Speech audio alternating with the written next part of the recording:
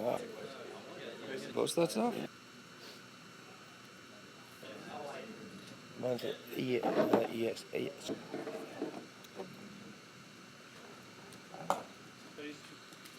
What a day.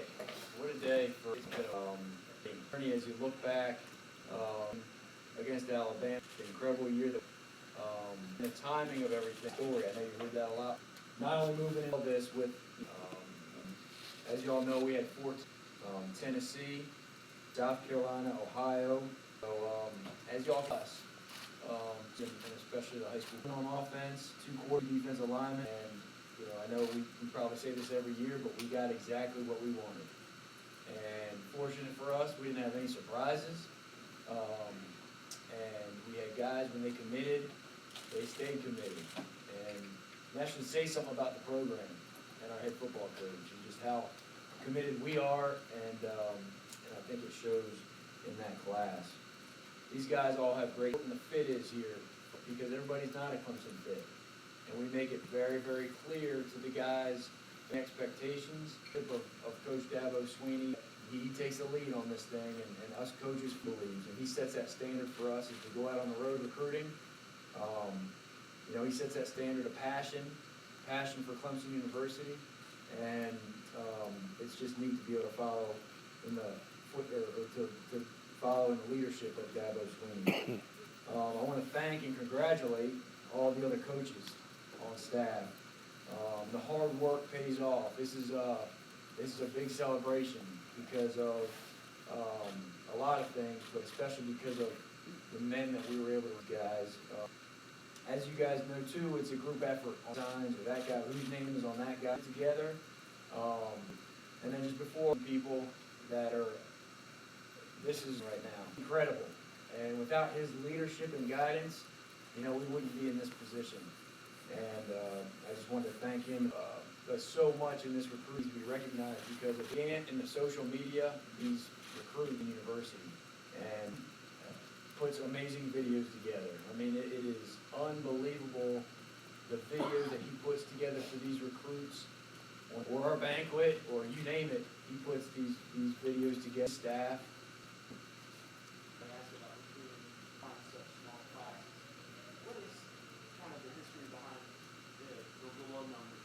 Yeah,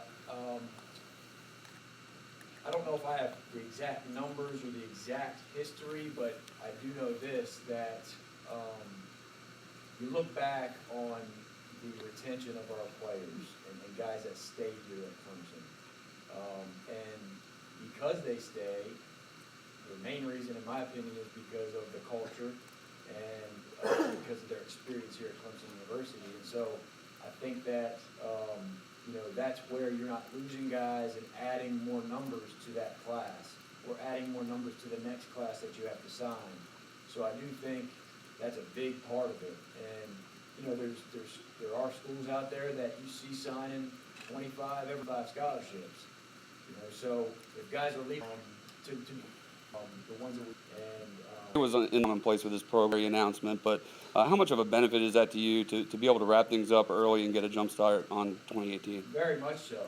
Very much so. And it did help, too, because it was a smaller class, with 14 guys. But, yeah, anytime we feel it's the right fit and commitments, but just because it is, and believe it or not, 20s. But yes, it's definitely some of the 18s especially. Yeah, great question. I knew that was coming. Very, very confident. I am so excited. The quarterbacks that I have to work with, there's no bull. They go into this situation, and who's going to be the lot in the guy. He's earned the right to go, and he's been understands that, and he's deserved that.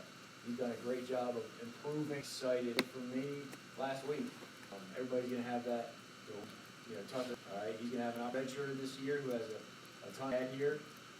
But had and work in the virtual reality room and really he did a great job of improving his knowledge of understanding football and understanding our offense. And then obviously Hunter Johnson just got here a couple weeks ago. Great kid, another kid that's going to have an opportunity. And it's very important that each and every one of those guys be themselves. And I've told them that. Obviously, Chase Bryce coming out for battle, it truly is. Everybody's asking me that. I don't know. You know, they all have an opportunity. So, but I'm excited, and I'm excited because they don't have to be a superstar. We have superstars around them, you know, and visions, and be able to distribute the ball and be accurate with it, and we're going to be in good shape. There's no question. When you're stockpiling 4 and 5 star quarterbacks the way you are and have been, how hard is it to sell them on that concept of coming to a place like Clemson where you'll have to compete real hard, where as opposed to going to a place where They're the best fit for Clemson. Really, to answer your question, and I have years that I would, you know, they all have, if they just continue to be, no matter where you go, you get caught up in if you're playing at and some of these other conferences, you're going to have competition, no matter what their ranking is, that some of these recruiting people give them. All right, there's good players out there. So I think they understand that, and they understand what they're getting into, and they understand that they're going to compete from day one. You guys haven't really had this issue of late, but naturally you see sort of the quarterback free agency class, and for guys who haven't gotten to recruit, that it's a decent chance one or two of them might. At least one quarterback in each class room, and so if and have one each year, each other, and so on and so forth. But each and every year, and obviously since the class, we have 5 in our room, and so it's all guys in their room. So that's what you'd like to do. The program that you can get in on Cal State in December and go into LSU to have one scholarship running back. Yeah. Well, you get a kid on our campus and get that.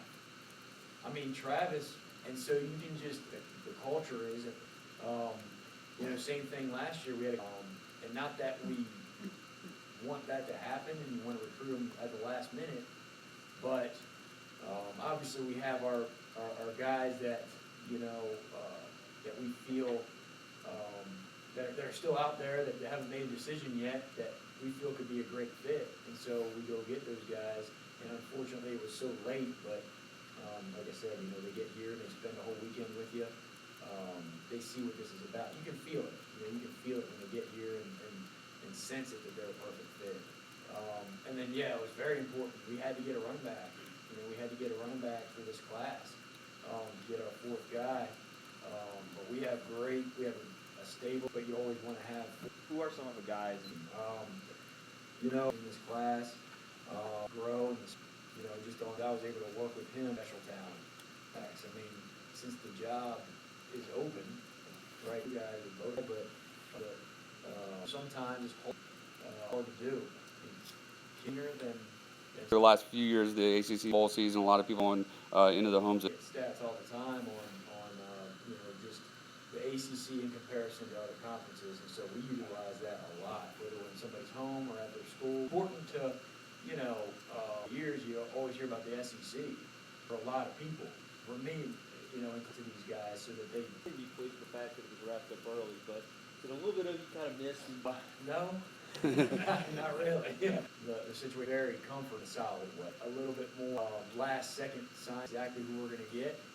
As a player and as a mission or scenario where purposely you would want to get that work out? We'll be able to I think if a guy deserves battle with somebody else, a thought process for us as coaches is if they have proven it in practice and in scrimmages and in a game, and they deserve to at least push the guy or play equally with another guy, then we definitely would be open-minded to that. As you move forward to recruiting future classes, what are the biggest ways in which this new facility is going to help you in that process? Yeah, campus so that they can see it, and so that allows.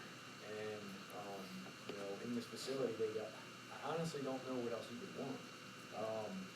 You know, and it fits. You know, it checks so many boxes. You know, you want a haircut, you go downstairs and get a haircut. You want to go bowling, you go bowling. You know, you go on a golf simulator, play any golf course in the whole world. It's exciting, and this facility and see it. The facilities are like the icing on the cake, and and then you got the facilities to, and sometimes, and when you wonder what in the world. What would you say with the second need was? I would say tight ends, just being able to, now, we didn't get one this year, is who's gonna be Leggett, this spring, to make sure that we have the, The offense, do you have an early candidate sort of?